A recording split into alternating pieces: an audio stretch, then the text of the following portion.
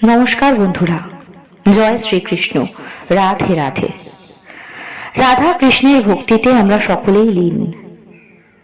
শ্রী রাধারানীর নাম আমরা সর্বদা শ্রীকৃষ্ণের নামের আগেই স্মরণ করে থাকি। কিন্তু বন্ধুরা, কখনো ভেবে দেখেছেন কি যে রাধা নাম কেন সর্বদা শ্রীকৃষ্ণের নামের আগে উচ্চারিত হয়? আসুন জেনে নিই।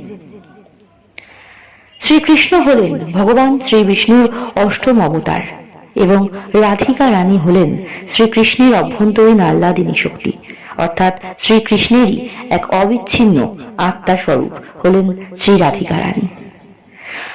মাতা লক্ষ্মী যেমন ভগবান শ্রী বিষ্ণুর রামাঙ্গিনী, তার অর্ধাঙ্গিনী, তেমনি প্রত্যেক জন্মে যখনই ভগবান শ্রী বিষ্ণু অবতার গ্রহণ করেছেন তখনই মা লক্ষ্মীও যুগে যুগে ধরায় অবতীর্ণ হয়েছেন স্বয়ং ভগবান শ্রী বিষ্ণুর এক অবিচ্ছেদ্য অঙ্গ হিসেবে।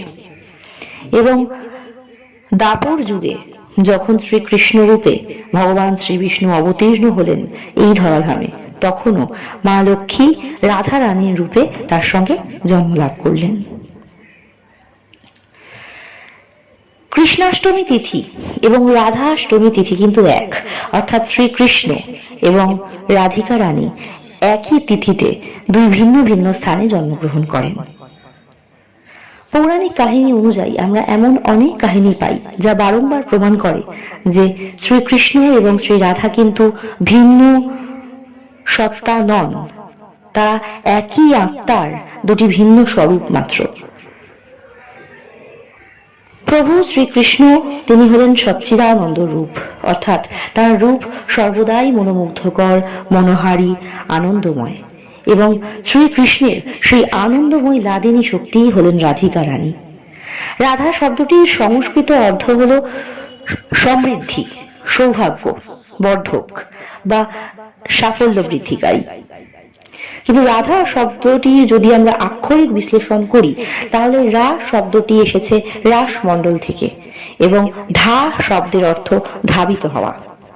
পুষ্প পাত্র হাতে রাধারানী শ্রীকৃষ্ণের রাস মণ্ডলের দিকে ছুটে যেতেন, তাই তার নাম হয়েছে রাধা। বন্ধুগণ, এই রাধা নাম স্মরণের অপার মহিমা। পদ্ম পুরাণে ভগবান শিব বলেছেন, সহস্রবার বিষ্ণু নাম জপ করা আর একবার প্রভু শ্রী রামচন্দ্রের নাম জপ করা এক।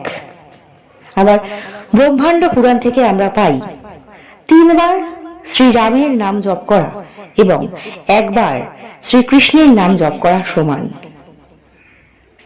আবার শ্রীকৃষ্ণ স্বয়ং গীতায় বলেছেন, একবার রাধা নাম স্মরণে শ্রীকৃষ্ণের সহস্র নাম জপের ফল লাভ হয়।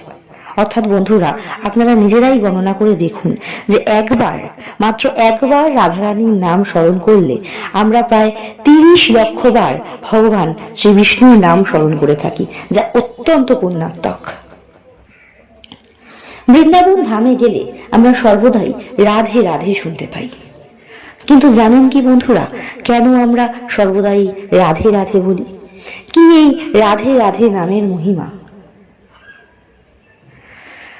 বন্ধুরা, আপনাদের আগেই বলেছি যে একবার রাধারানীর নাম জপে প্রায় 30 লক্ষ বার ভগবান শ্রী বিষ্ণুর নামকে স্মরণ করা হয়।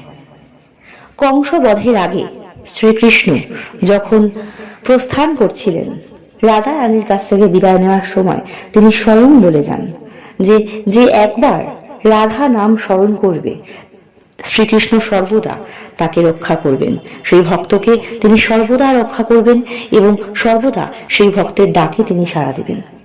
তাহলে বন্ধুরা, ভেবে দেখুন কি অসামান্য মহিমা ব্যঞ্জক এই নাম। তাই আসুন বন্ধুরা, আমরা অত্যন্ত হর্ষচিত্তে এই রাধা রানীর নাম জপ করি। জয় শ্রীকৃষ্ণ। রাধে রাধে।